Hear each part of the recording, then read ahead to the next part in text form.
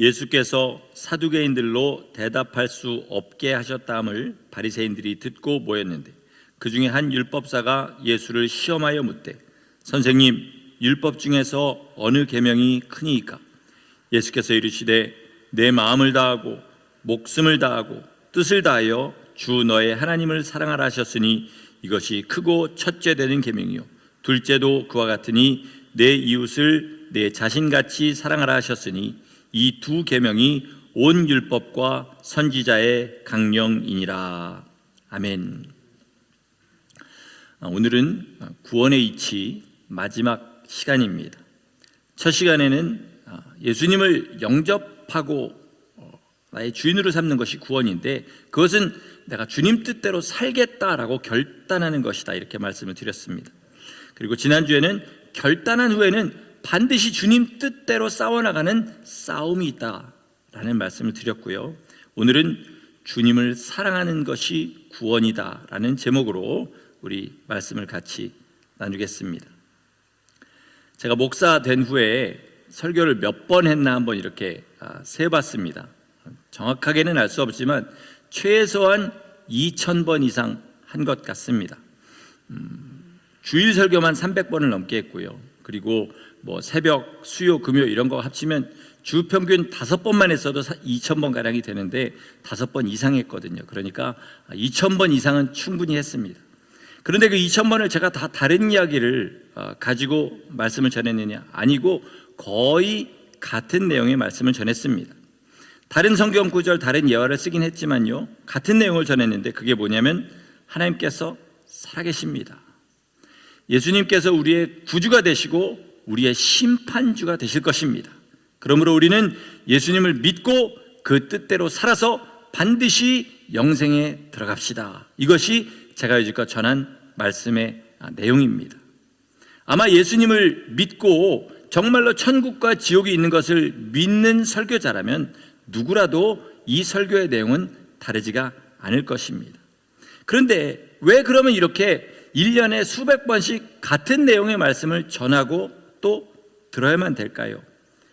그것은 듣는 사람의 마음이 그때그때 다르기 때문에 그렇습니다.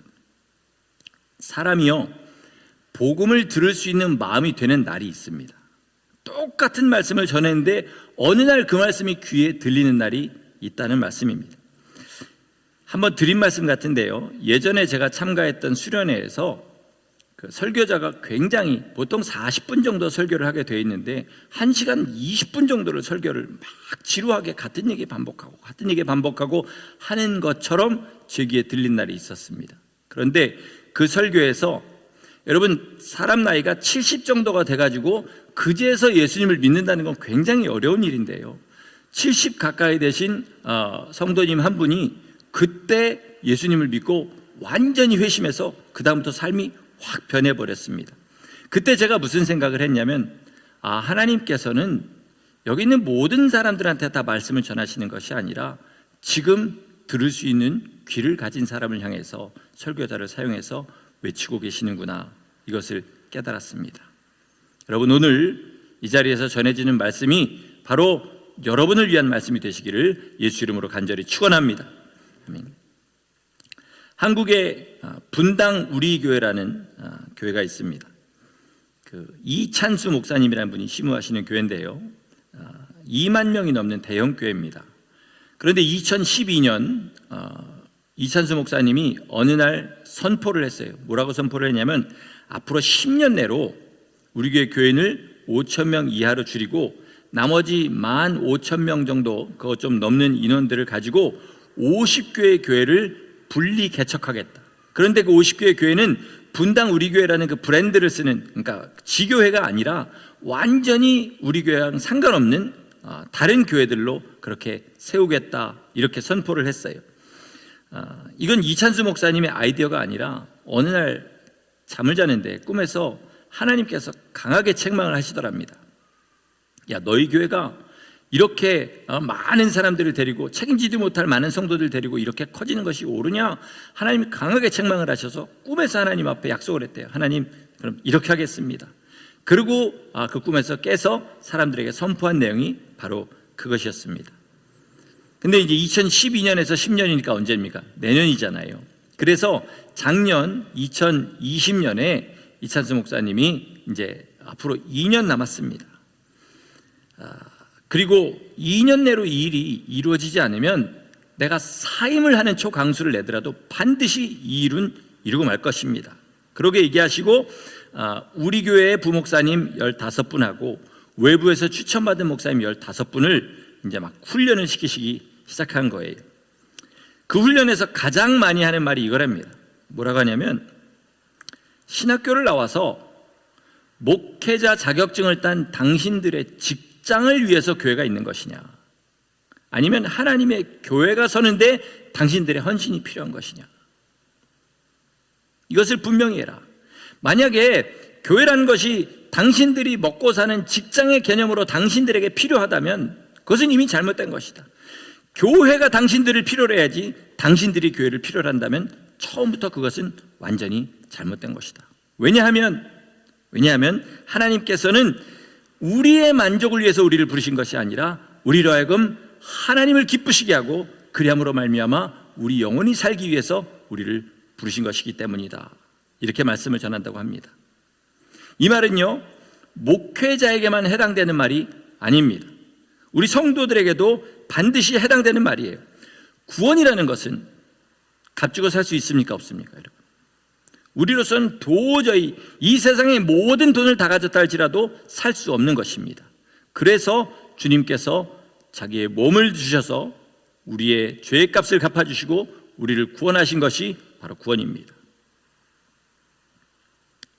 그렇기 때문에 이게 거저 주시는 은혜다 이렇게 얘기하는 거예요. 그런데 이 거저라는 말이 주님께서 우리에게 살 수 없는 것을 주셨다는 뜻이지, 우리는 거저 받았으니까 아무것도 하지 않아도 상관없다라는 말씀은 절대로 아닌 것입니다.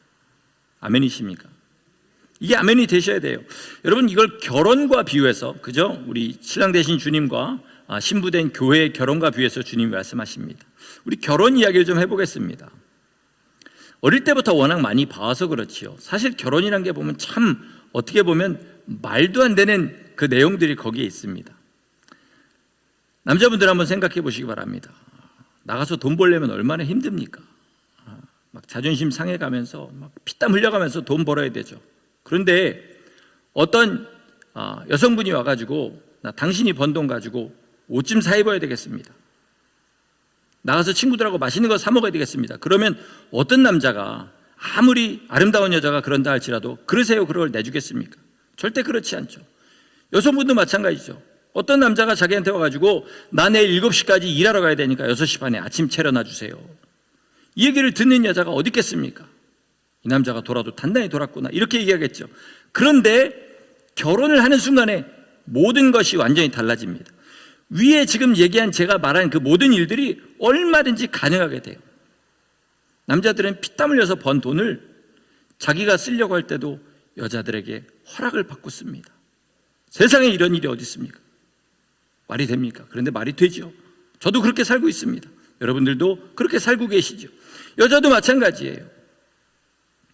밥 달라면 밥 해주고, 청소해달라면 청소해주고, 옷 빨아달라면 옷 빨아줍니다. 왜 이게 가능합니까? 서로 사랑하기 때문에 가능한 것입니다. 결혼이란 것은 뭐냐? 사랑하기 때문에 나를 상대방을 위하여 주겠다는 서약, 이것이 바로 결혼인 것입니다. 그런데 이 결혼이 알고 보니까 그저 이 세상의 남자 여자에 대한 이야기가 아니라 예수님과 교회와의 관계라는 것입니다. 구원도 마찬가지인 거예요. 여러분, 우리가 구원을 받기 위해서 주님을 위해 살아야 된다 이것이 아니고요, 구원을 받은 순간부터 예수 그리스도를 위하여 내 삶을 드리는 것이 당연하게 여겨지는 것입니다.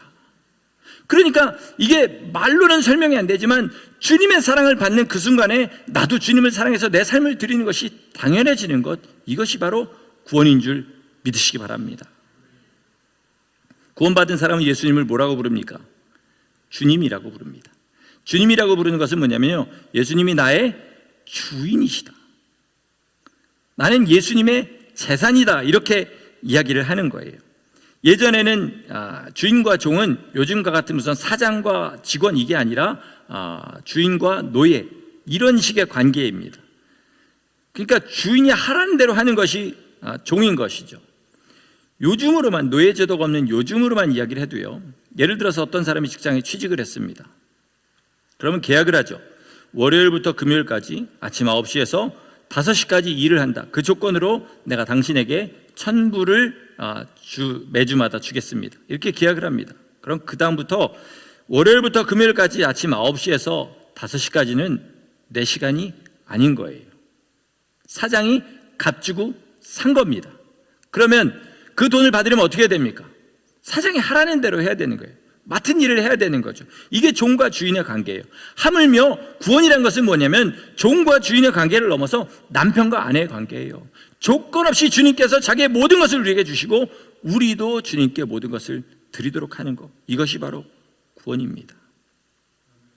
근데 만약에요, 결혼을 한 부부가요, 남편이 아내의 생일날, 죄송합니다, 좀 상스러운 표현을 쓰겠습니다, 다른 여자를 만나느라고 아내의 생일을 가서 같이 저녁을 먹는 것을 고민하는 수준이 됐다고 해보겠습니다. 이미 그 결혼은 어떻게 된 거예요? 반 이상 허물어진 거나 마찬가지입니다. 그렇다면요, 이게 예수님이 하신 말씀인데 내가 이 말씀을 지켜야 구원을 받냐, 아니면 안 지켜도 구원은 받냐, 이거를 고민한다면요, 이미 그 결혼은, 주님과 맺은 그 구원의 관계는 이미 반 이상 흔들리고 있다고 봐도 무방한 것입니다. 안 그렇습니까? 주님께서 나를 위해서 목숨을 주시고 말로 표현할 수 없는 그 고난을 당하셨는데, 나는 작은 손해, 세상의 꿈, 나의 즐거움 때문에 주님 뜻대로 사는 것을 계산기를 두드리고 있다. 해도 되냐 안 되냐, 안 해도 구원은 받냐 안 받냐, 이렇게 하고 있다면 주님과의 관계에 이미 문제가 생긴 것이라는 겁니다. 주님의 말씀이라면요, 사람의 눈으로 보기에 별거 아닌 것 같은 것을 지키기 위해서라도 내 삶에 어떤 것이라도 희생할 수 있는 믿음의 성도를 되시기를 예수 이름으로 축원합니다. 이게 여러분 손해보는 삶이 아니라 가장 행복한 삶입니다. 내가 정말로 목숨을 아깝지 않게 드릴 수 있는 그 주님을 사랑하는 마음이 내 안에 있다면 여러분 그 삶이 불행한 삶일 것 같습니까? 아닙니다. 세상을 살아가는 삶 중에 가장 행복한 삶이라는 걸 믿으시고 이 믿음을 주님 앞에 간절히 구하시기를 예수 이름으로 축원합니다. 모라비안 교도라는 사람들에 대한 말을 여러분 들어보셨는지 모르겠습니다. 모라비안 교도들의 시작은요, 지금 그 동유럽의 체코슬로바키아 땅인 그 땅에서 18세기에 보헤미안 왕국이라는 왕조가 있었는데, 거기에서 카톨릭의 박해를 피해서 독일로 이주해 온 90명의 성도들로 시작한 것이 이 모라비안 교도들입니다. 근데 이 사람이 그 이주한 독일의 땅은 어디였냐면 진첸도르프 백작이라는 사람의 소유의 땅이었습니다. 근데 이분은 아주 신실한 그리스도인이었어요. 그래서 이 백작이 이 모라비안 교도들에게 자기 땅을 내주고 그리고 집을 내어줍니다. 그래서 거기서 이제 그들과 함께 날마다 예배를 드리기 시작해요. 아침 6시에 일어나서 각자의 지역에서 서로 모여서 예배를 드리고요, 그리고 11시가 되면 교회에 모여가지고 열심히 주님 앞에 예배를 드리기 시작합니다. 그렇게 되자 처음에 90명이었던 모라비안 교도들이 각자 다른 곳에서 소식을 듣고 이주해 와가지고 300명이라는 인원이 모이게 되었다고 합니다.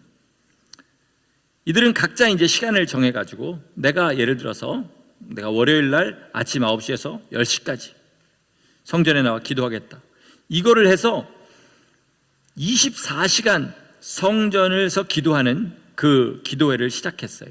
그런데 그 기도회가 자그마치 몇 년간 지속되었냐면 100년이 넘는 시간 동안 지속되었습니다.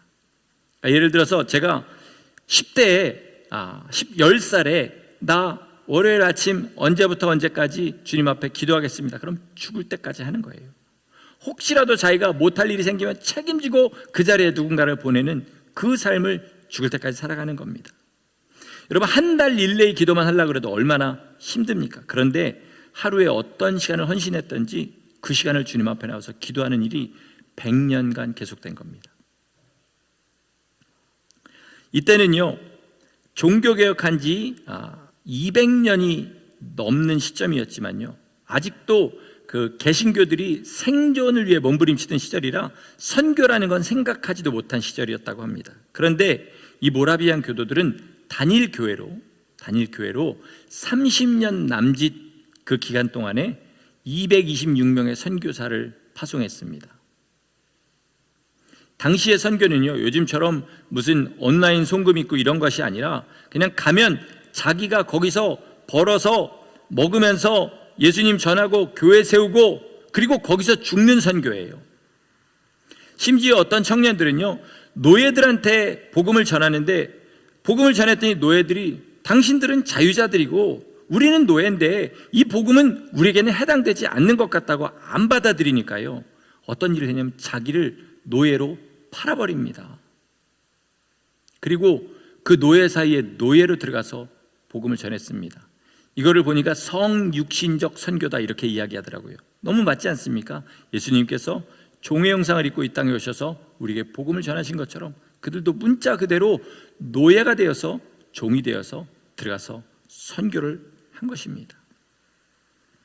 왜 이렇게 했을까요, 여러분? 이게 주님이 원하시는 것이기 때문에요. 그래서 의무적으로 했을까요? 아닙니다. 예수님의 사랑을 받았기 때문이고요, 그 사랑을 받았기 때문에 주님을 온 힘 다해서 사랑했기 때문입니다. 사랑하니까 뭐든지 할 수 있는 거예요. 그 사랑을 받지 않은 사람들의 눈으로 볼 때는 저 사람 왜 저래? 왜 저렇게까지 저 난리를 하면서 저렇게 해? 라고 얘기할 수 있겠지만, 그러나 사랑을 받은 그들의 입장에서 볼 때는 노예로 내 삶을 줘도 주님만 기뻐하시면 얼마인지 할 수 있게 되는 것, 바로 이게 진짜 구원받은 사람의 모습인 것입니다. 이런 일들을 이제 앞에서 지휘한 사람이 누구냐면 진첸도르프 백작이었어요. 이 백작은요, 굉장히 경건한 신앙심이 깊은 외할머니 밑에서 신앙교육을 받고 자랐다고 합니다. 그래서 9살 때, 아까 말씀드렸잖아요, 선교라는 개념도 없던 그 시절에 9살 때 주님 앞에 나 평생 선교에다 내 삶을 바치겠습니다, 이렇게 주님 앞에 서약할 정도였다고 합니다. 그가 19살이 되었을 때 독일의 뒤셀도르프 박물관에 도미니코 페티라는 화가가 그린 보라 이 사람이로다 라는 그 제목의 그림을 보게 됩니다. 이 그림의 제목과 내용을 설명하기 위해서는 제가 한번 써봤는데 잘 안 돼서 그냥 요한복음 19장 1절에서 5절 말씀 읽으면 무슨 말씀인지 알게 되실 겁니다. 제가 읽겠습니다. 우리 한번 눈으로 따라오시기 바랍니다. 이에 빌라도가 예수를 데려다가 채찍질하더라. 군인들이 가시나무로 관을 엮어 그의 머리에 씌우고 자색 옷을 입히고 앞에 가서 이르되 유대인의 왕이여 평안할지어다 하며 손으로 때리더라. 빌라도가 다시 밖에 나가 말하되 보라 이 사람을 데리고 너희에게 나오나니 이는 내가 그에게서 아무 죄도 찾지 못한 것을 너희로 알게 함이로라 하더라. 이에 예수께서 가시관을 쓰고 자색 옷을 입고 나오시니 빌라도가 그들에게 말하되 보라 이 사람이로다. 이 제목이 보라 이 사람이로다입니다. 우리 그림 한 번만 보여주시면 좋겠습니다. 그러니까 이 그림은요, 예수님께서 채찍을 맞으신 후에 가시면류관을 쓰시고 유대인들 앞에 섰을 때의 모습을 그린 것입니다. 그런데 그 그림 밑에 이 화가가 라틴어로 이런 말을 썼습니다. 나는 너를 위하여 목숨을 주었는데 너는 나를 위하여 무엇을 주느냐? 나는 너를 위하여 목숨을 주었는데 너는 나를 위하여 무엇을 주느냐? 이 그림과 글을 보고 이 백작은 마음에 큰 감동을 받았습니다. 그리고 자기 인생을 오직 예수님만 위해서 살겠다 결단합니다. 그래서 이 백작은 일평생 누가 모르면 이렇게 고백했다고 그래요. 나에게는 오직 한 가지 열망밖에 없습니다. 그 열망은 바로 예수 그리스도십니다. 이렇게 대답하고 살았다고 합니다.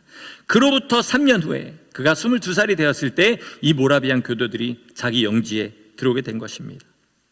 그리고 그는 주님과 약속한 대로 자기 삶을 바쳐서 이 사람들을 데리고 자기의 온 재산과 시간과 모든 노력을 기울여서 이 사람들을 예수님의 용사들로 그렇게 만들어낸 것입니다.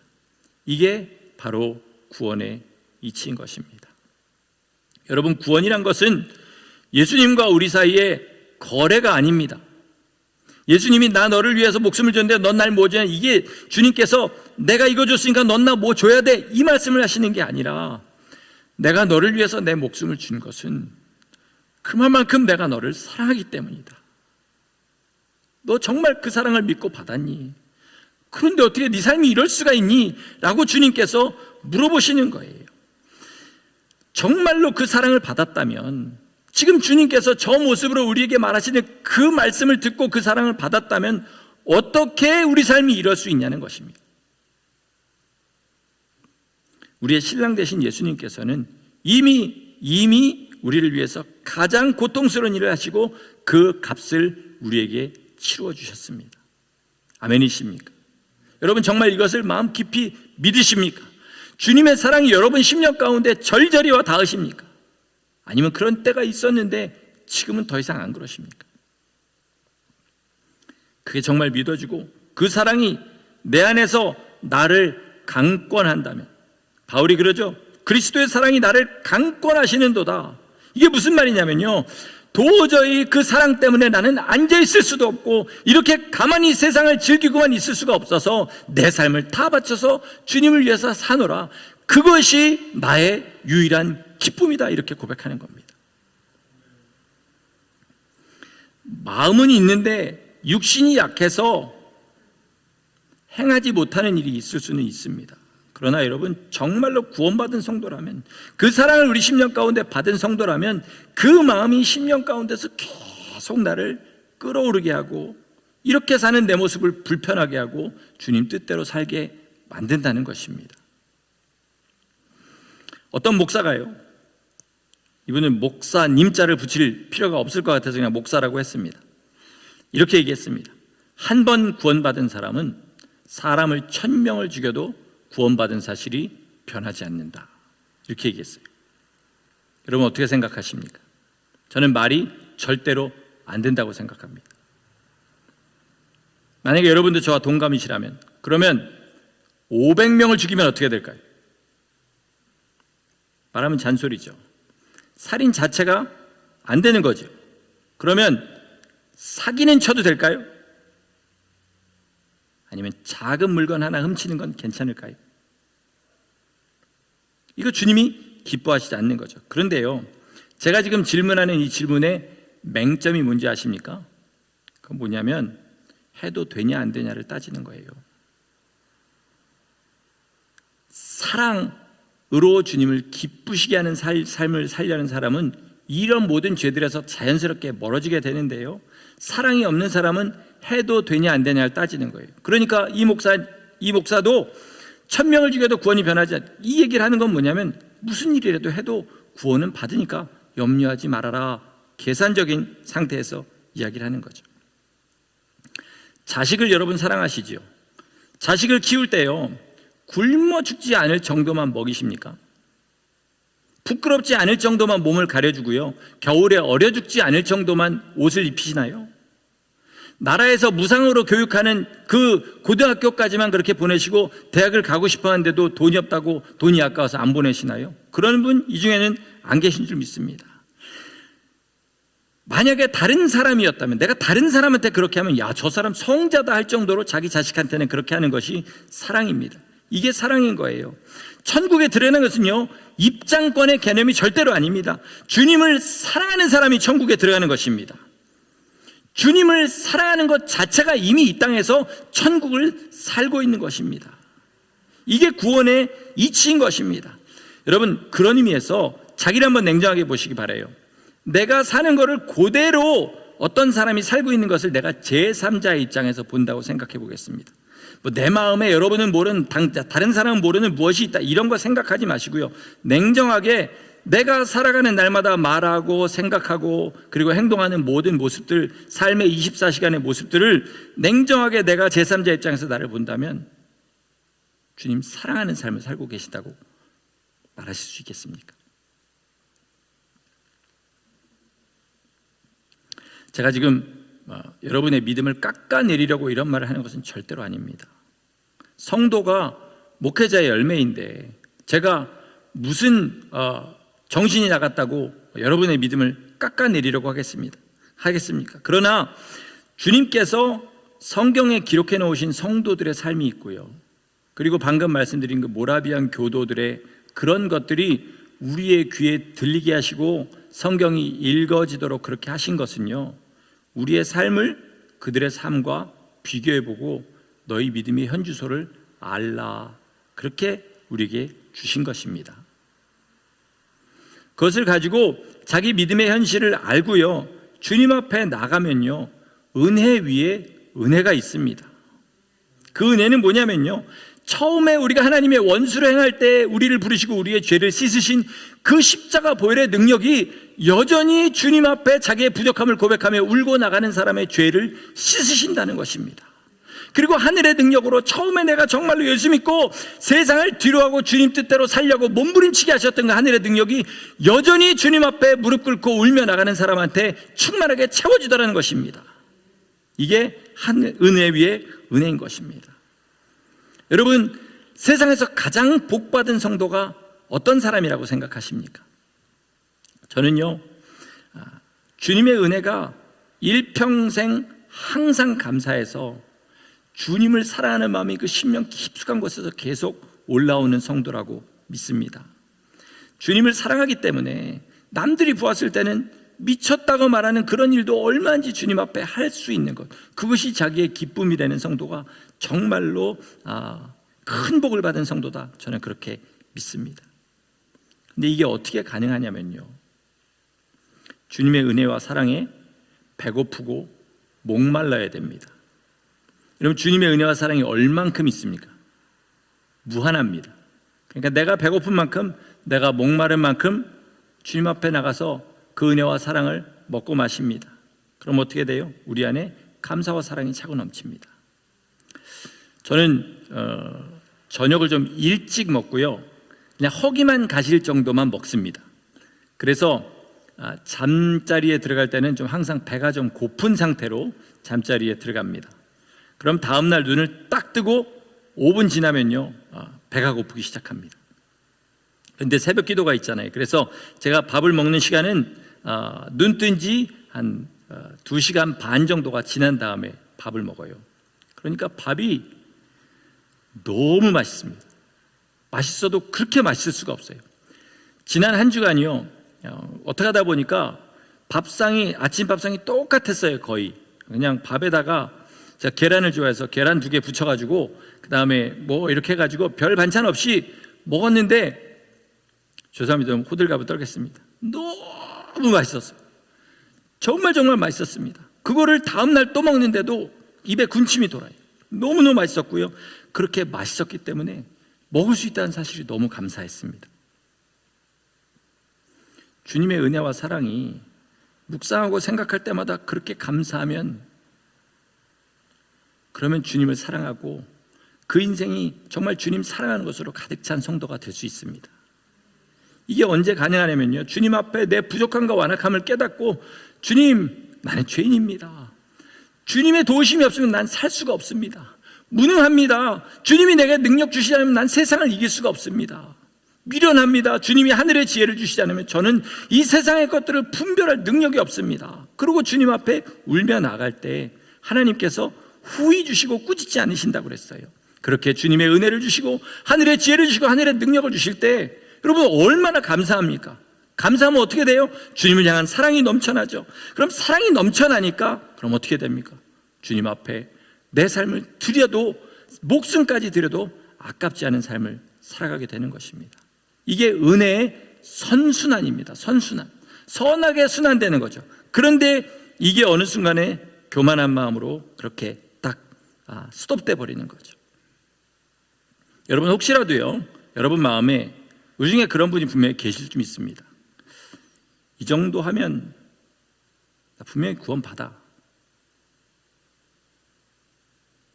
나 정도 믿음이면 분명히 나 구원받아, 이렇게 생각하시는 분이 있을 텐데요, 여러분 그 순간에 이미 내 믿음은 뒷걸음을 치고 있는 것입니다.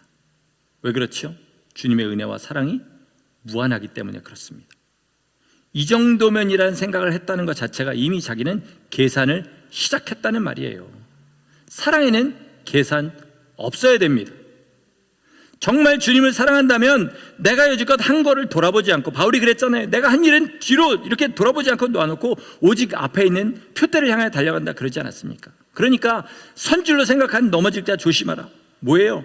내 믿음이 섰다고 생각하는 그 순간에 이미 나는 넘어질 위험성을 가지고 있다는 것입니다. 내가 주님을 사랑하면요, 주님 뜻대로 살지 않은 자기 자신을 참을 수가 없어요. 내 삶이 주님 뜻대로 주님을 욕보이는 그런 삶이 될까봐 두려워합니다. 이게 사랑하는 사람의 마음가짐인 거예요. 그러니까 어떻게 돼요? 정결한 삶을 살려고 온 힘을 다하게 되고 더 주님 앞에 자기 삶을 드리려고 헌신하게 되는 것입니다. 그것을 주님께서 기뻐 받으십니다. 말씀을 정리하겠습니다. 논리로는요, 절대로 사랑을 설명할 수 없어요. 사랑을 경험해 본 사람만 사랑에 대해서 설명할 수 있습니다. 지금 이 시대는요, AI다 뭐다 해가지고 기계가 사람을 대체하는 그런 시대라고 그렇게 얘기합니다. 그러나 다른 것은 다 기계가 사람을 대체해도요, 사랑하는 것만큼은 절대로 기계는 할 수 없습니다. 왜요? 기계는 논리의 영역이고요, 사랑은 하나님의 성품의 영역이기 때문에 그렇습니다. 하나님 사랑하는 성도들 되시기를 예수 이름으로 축원합니다. 정말로 내가 주님을 사랑해서 내 삶에 어떤 것이라도, 사실 이거 다 주님이 주신 것이잖아요. 어떤 것이라도 주님을 위해서 내놓는 것이 아깝지 않을 만큼 사랑하는 것. 여러분, 그런 사랑을 해보는 게 불행한 건가요? 행복한 건가요? 근데 왜 혹시라도 그런 사랑할까 봐 두려워하는 그런 삶을 사십니까? 그래서는 안 됩니다. 우리는 죽을 때까지 주님 사랑하다가 영원히 그날에 가서 주님 사랑하는 사람으로 그렇게 주님 앞에 서야 될 줄 믿습니다. 제가 지난 3주간 구원의 이치에 대해 설명했습니다. 아주 기초적인 이치는 아니라 할지라도 구원의 이치에 대해 설명했는데, 지난 2주간 전한 것은 기억하지 못한다 할지라도요, 오늘 이 말씀만큼은 꼭 기억하시기 바랍니다. 오늘 제목이 뭡니까? 주님을 사랑하는 것이 구원이다. 우리 같이 한번 해보겠습니다. 시작. 주님을 사랑하는 것이 구원이다.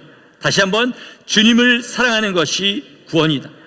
만약에 우리가 주님을 사랑하지 않는다면 구원받지 못한 것이거나 아니면 구원에서 멀어져 가고 있는 것입니다. 십자가의 공로로 날마다 나의 부족함을 싣고 하나님의 능력을 위해서 살아가는 그 사람이 주님을 더 사랑하며 구원을 이루어가는 사람들입니다. 꼭 이렇게 주님 사랑해서 구원받은 성도로 영생에 들어가시기를 예수 이름으로 간절히 축원합니다. 아멘. 아멘. 기도하시겠습니다.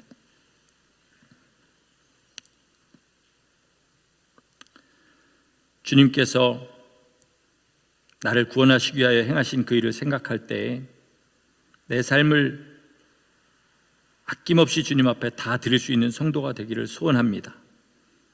지금 하나님 주님 앞에 계산하며 살아가는 이 삶을, 또는 내 것을 가지고 뽐내며 살아가는 이 삶을 당연한 것으로 여기는 마음을 우리 가운데서 제하여 주시고, 주님이 십자가에서 우리에게 쏟아부으신 그 사랑이 우리를 강권하여서 주님 뜻대로 살지 않고는 견딜 수 없는 성도들 되게 하여 주시옵소서. 아버지 하나님을 사랑하는 것이 우리의 삶의 전부가 되기를 간절히 소원하옵고 예수님의 이름으로 감사하며 기도드렸습니다. 아멘.